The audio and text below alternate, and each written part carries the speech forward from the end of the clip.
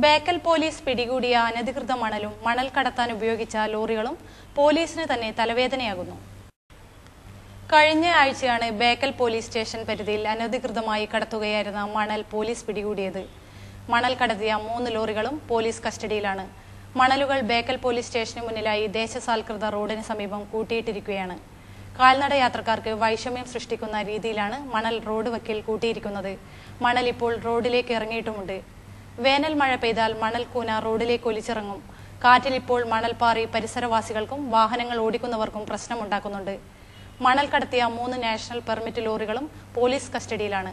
ബേക്കൽ സ്റ്റേഷനിൽ ലോറി സൂക്ഷിക്കാൻ ഇടമില്ലാത്തതിനാൽ റോഡരികിലാണ് ലോറികൾ പോലീസ് സൂക്ഷിച്ചിരിക്കുന്നത്. ഇതും വാഹന ഗതാഗതത്തിന് പ്രശ്നമുണ്ടാക്കുകയാണ്. കസ്റ്റഡിയിലെടുക്കുന്ന ലോറികൾ പിഴയടച്ചാൽ വിട്ടുകൊടുക്കുമെങ്കിലും അനധികൃത മണലുകൾ വിട്ടുകൊടുക്കില്ല. കാസർഗോഡ് പോലീസ് പിടികൂടിയ അനധികൃത മണലുകൾ പോലീസ് സ്റ്റേഷന്റെ നിർമ്മാണ പ്രവൃത്തികൾക്കാണ് കഴിഞ്ഞ ദിവസം ഉപയോഗിച്ചത്.